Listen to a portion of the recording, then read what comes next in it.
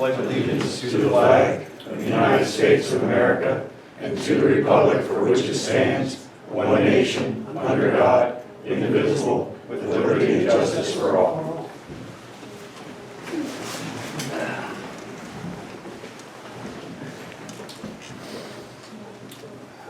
Approval of minutes, BoS Pre-agenda.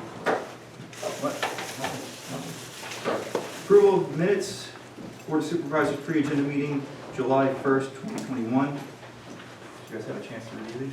Yeah. Any comments? Nope. Make a motion to approve the minutes. Second. All in favor? Aye. Okay. Presentation, Steve Key. Yes. Okay. Steve, hey. I appreciate the opportunity to come before you this evening to talk a little bit about the Leidig Burial Grounds. I don't know if you know where the Leidig Burial Grounds is, but if you head south here on Knifer Road, you make a right on Kaiser Road, right off to the left there's a farm lane. You can travel back that farm lane, and that's where the burial grounds is located. My connection to the burial grounds is that I'm the association president. I was born and raised in Schwenksville. If you remember A.F. Leidig's hardware store in Delphi, A.F. Leidig was my great-grandfather. So those are my roots and my connection to the burial ground. I'm here, frankly, to ask your help because we are an aging association. I'm the chairman. We have a vice chairman. The members of the association are all my age or older. And I don't have to tell any of you who have been involved with civic organizations or anything like that how tough it is to get young people to be part of an organization like this. So we're aging out, and over the last 100 years, we have had a committee or an association that has been dedicated to maintaining that cemetery, to keeping the gravestones straight, to keeping the walls intact, and to making sure there's no trespassing or vandalism that occurs. And the cemetery itself got its start when 4 farm families back in the early 1700s, whose farms came together at a point, created a small parcel of land to bury their families on. And over the last 300 or so years, that cemetery has been there, has been intact.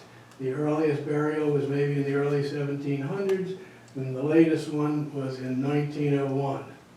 The latest official burial. Hopefully there hasn't been any others since 1901. But that's the short history of the cemetery. I have some handouts for you here.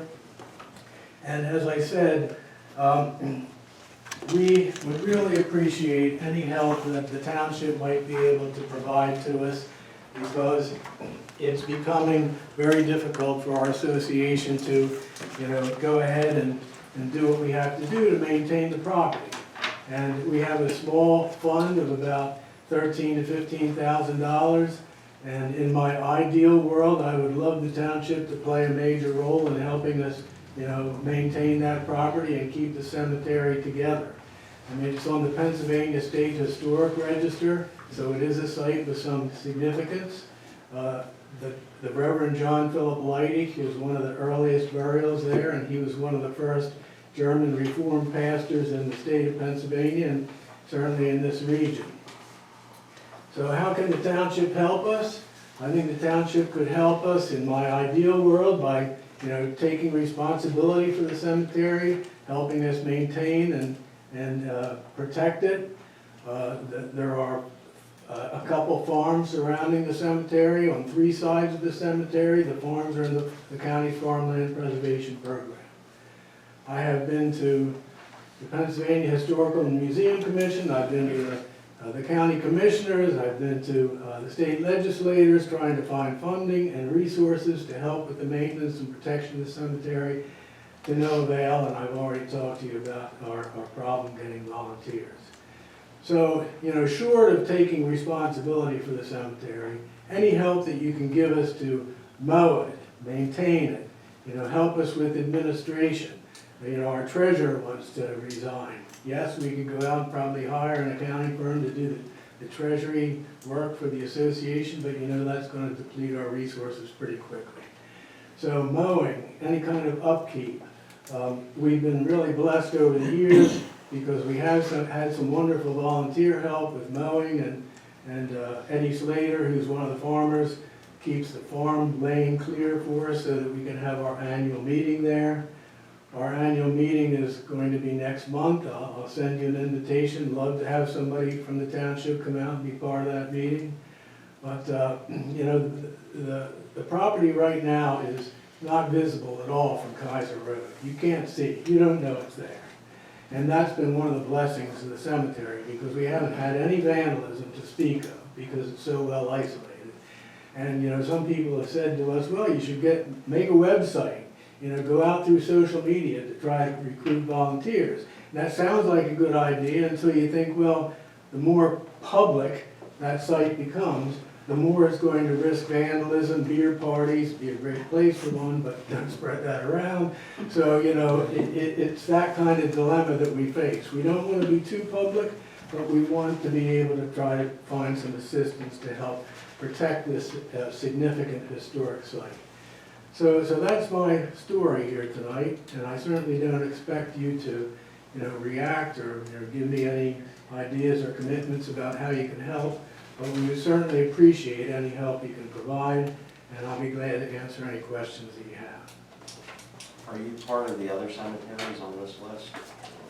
I am not, No. not officially. Not I officially, mean, I'm okay. sure that if there's some church affiliation to some of these cemeteries, that way back when, you know. I know off of Faust Road down there, there's an old Civil War cemetery down there. Yeah, well, That you actually, can't see from the right, road. The yeah. owner of the property, you know, is hesitant to taking anybody back there because they Right. don't want nobody vandalizing it. Exactly. That's bad. Exactly. And I should have mentioned, one of your former supervisors who's involved with the scout troop over here has taken some of the scouts out to the cemetery. They've placed American flags there. So, I mean, that's the kind of volunteer work that some of us didn't even know was occurring. So people have quietly tried to protect this, but, you know, over time and certainly in the long haul, you know, we're running out of options, which is why I'm here. All right. I think, Steve, we'll have to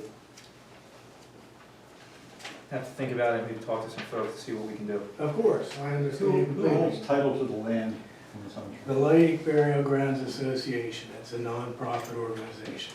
And that's, you have a deed for that. Yes, we do. And what's your source of revenue now? Just donations.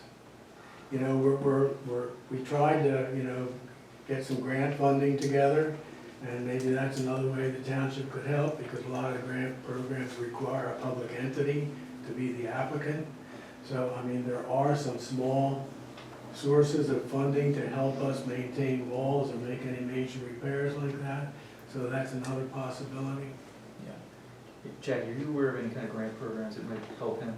Not off the top of my head, I have to look into it. I mean, years ago, when we formed our historical society, there was a grant opportunity and we received the grant to do that. So there may be some out there, I have to look into that. Yeah, okay. Yeah, there are about 170 some burials there, and, you know, many of them are Civil War and Revolutionary War veterans. Have you been in contact with our historical society? Well, they're not active. Oh, no. That's a good point. So, does that answer that question? Maybe we should get it active again, Yeah. since we do have 6 historical graveyards. Sounds like a good idea. We need people. We need people. Yeah, I know. Just like your point, it's, Yes, you got right. civic These organizations and you need volunteers. Yep, Young volunteers is the point. yes, and when I say young, I mean under 50, so. You're out. Well, I guess that we'll Yeah. probably See what we can take do. this under Okay. advisement and see I mean, what have can you be talked done. to the Boy Scout leader? Yes, I You have. talked to Mike? Yeah, and he's certainly still willing to come out there with the kids and keep the flags on the graves and that kind of thing. I did talk to him a little bit about maybe getting the Boy Scouts to help with whitewashing the walls or maybe doing some routine maintenance out there. But then as the association started talking about this, you know, the more people you have there, you sort of increase your liability. And, you know, I was a Boy Scout, and I know when you get kids running around, someone does a header on one of those tombstones, that creates a whole set of different problems for you. So we've been a little, again, between a rock and a hard place about how to get volunteer help. What, and how big is this plot of land? How many acres is it? Well, it's less than an acre. Okay. I mean, it's the cemetery, the walled cemetery, and maybe, you know, some number of feet outside of the wall. But the cemetery is completely enclosed, and as I said, you know, the surrounding farmers have been very nice about letting us use the road and, you know, helping us, you know, maintain the area around the cemetery so we can park people there when we have our meeting. And, you know, the other reason beyond just vandalism that we haven't wanted to go too public with this is because we want to respect the rights of the farmer. I mean, they don't want people traipsing over their field and cars driving through there, wrecking the farm road. So, you know, it's a tough nut. Appreciate any help. That what's it cost you annually about? Well, I think we're paying Eddie Slater $250 a year Ah, to help us, you know, Very reasonable. keep it trimmed. yeah. You know, I was just out there and, you know, we'll need it trimmed before our meeting next month. But, you know, he's done a pretty good job. And one of the other neighboring farmers has also volunteered one of his workers to go in there periodically and help keep it mowed. Okay. Any other questions, comments? Anything else? No. Good? Okay, thank you for your time. Appreciate You're it. welcome. Thanks for coming. Okay. Thank you.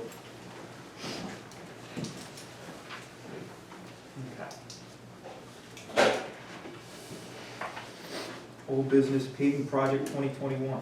Okay, this, I actually need approval to execute the contract for Sachs and Sons. It actually did come in at the last board meeting, however, it wasn't executed at that time because it came in late. We received their bond, a performance bond, and other bond information today. We have to get this moving, so if you would mind making a motion to authorize the execution of the contract for Sachs and Sons for the paving project. Okay.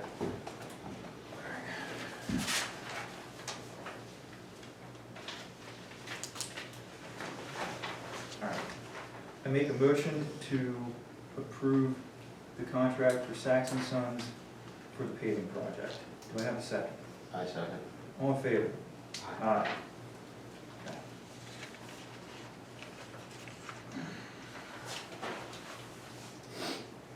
American Rescue Plan of 2021.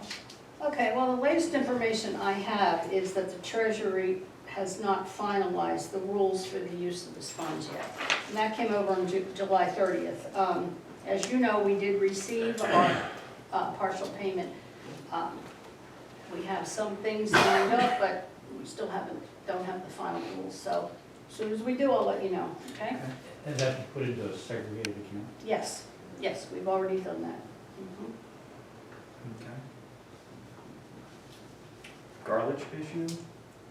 Well, that's been on here about the stormwater issue. I don't know that, I think Mr. Gordon is here. Yeah, isn't you he? can't see these. There we go. Yeah, I have some of mine, Right here. okay. I don't think we had enough rain for the engineer to look into that, have we? The couple times on the weekend when it's rained hard, I have not been there. We have a RV on site up in the Poconos. We're Okay. usually there on the weekend, but I personally haven't seen anything when I've been home, Okay, so, just keep us advised, okay? all right. Moorwald issue, 1036 Perkins Road. Well, that was another stormwater issue, and I believe Norm will maybe have an update on that next week. Okay. Zoning Hearing Board alternate. Well, I just kept that on here. As you well know, we need another person on the zoning hearing board as an alternate. And if Okay. you know of anyone that's interested, please let me know. Okay. Hendricks Group Developers. Well, I actually thought maybe Mr. Hendricks would be here tonight, but he's not. So, we received a check, a second check, and so far, so good. I don't know that we want to execute the professional services contract, maybe wait till next We week. can wait till next week, there's no urgency for that. Right, okay, And so, that check was for those professional services. yes, Yeah, 5,000. it's an escrow check for, to cover professional Mhm. services. Okay. Okay, amendment fee schedule, fireworks ordinance. We're working on that, and I should have something hopefully next week. Okay. Amend chapter 29-7.p of the Upper Frederick Township Code of Ordinances. This is to increase the buying capacity of the township manager from $500 to $1,000, and that's the advertised for adoption. Okay. New business, 2739 Big Road subdivision. We have representatives here, go right ahead. Thank you. My name is Jeremy Hogan from the Crossroads Group. With me is the client, Mr. Steve Landman. We're the civil engineer and land surveyor that put together this sketch in front of you. You hand out my smaller size plan, just make it a little easier. The same plan. Yeah. Oh, you might have some.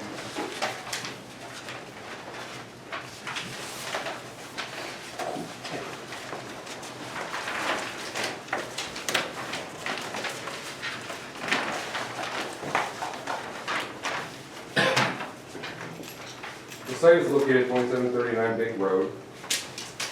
The existing parcel is approximately 10.9 acres. There are 3 tax parcels within one deed, so there's some questions to the staff review about how many parcels are here, what's going on. There's 3 parcels, but it's all encompassed within one deed, so. The site is located right next to the Ivy Ridge development. If you're familiar with this, where the site's located. We submitted the sketch for two main reasons. The first being we recognize what the zoning is within the township here, which is CB. The proposed use that we're asking for is a zoning, requires a zoning change to R40. That was really the biggest question that we had for the planning commission last week. And then secondarily, we went through the staff reviews that we appreciated and going through and looking at the comments they had, how we would incorporate that into a full land development design, should we get to that point. But the first real step, again, goes back to the zoning change. It was our understanding that this is an area that was considered for a zoning change for a while in the comprehensive planning. We discussed that with the planning commission. They seemed to agree with that and supported our request for a zoning change. So we wanted to come before you, and I want to thank you for allowing us to come this week so quickly and just open air and talk about it with the board and see what input you would have if you also are in support of the zoning change and sort of, I guess, sort of spitball this potential product and where the township envisions this parcel going.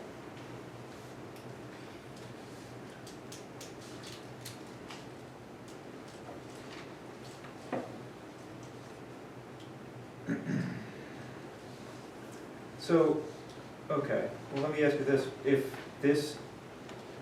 this zoning change proceeds, this is your plan for this? It's a sketch plan. Right now, it's based on the deed plot, and it's based off of aerial information and internet data. Really, we didn't move forward with a full survey at this point because of zoning change. We want to make sure we take this in small steps and see. And what happens if the zoning change is not approved? It's a commercial zone right now. Commercial zone right now. We could not, the commercial zone, if they've got commercial use. So am I counting 29 homes in this? Yes. There are, we went through density calculations. Look, I want to be clear, it's based off of data we pulled from the internet. We do fall within the density requirements. There's a number of comments the engineer had about geometry and different things like that. Certainly there's waivers. Yeah, and there's waiver requests that go along with this kind of layout. I'm happy to talk about the layout itself, but really, you know, as I said, the use, being just a sketch plan, the use right now and the board's view of that is really paramount in why we're here. Do we have notes from the planning board? Well, The planning commission, I read the minutes from the planning commission, and when I talked to Ken McCarty, he was there. He's correct, the planning commission felt that it was a appropriate to rezone, since the comprehensive plan does call for this to be residential as opposed to commercial.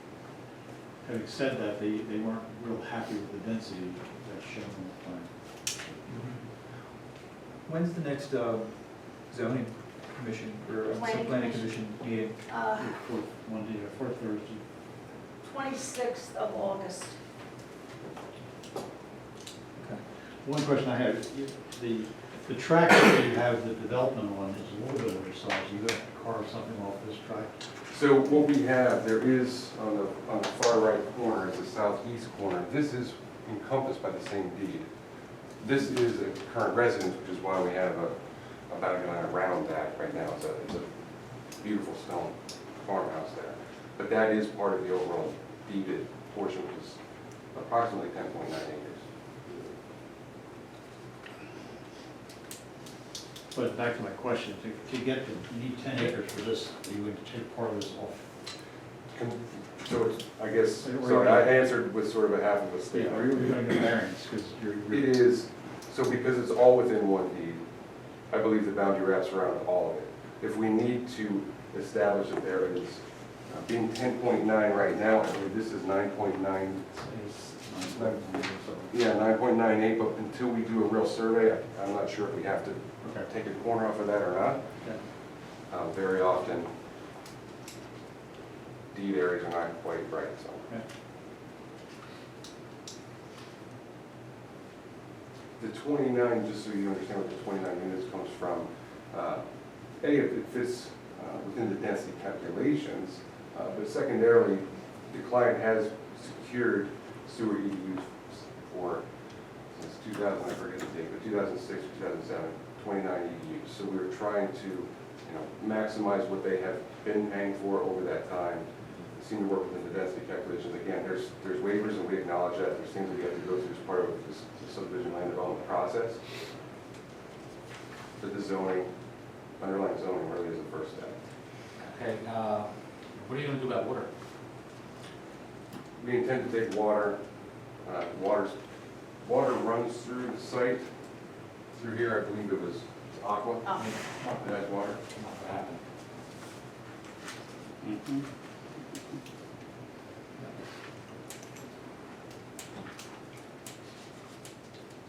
It's not part of Aqua's franchise area. Nope.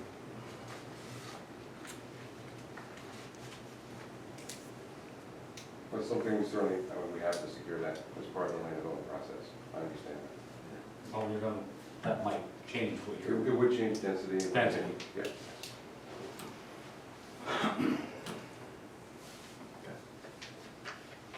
Any other questions, comments? No, And I saw originally that, we were looking to change that from commercial to residential. It's part of the comprehension plan that was developed. It's never been enacted yet. Yeah, and that comprehensive plan just occurred, changes occurred last year? The very end of last year, right? So it's relatively new. Yeah.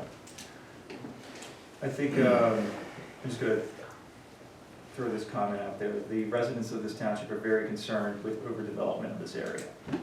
So it is something that we take into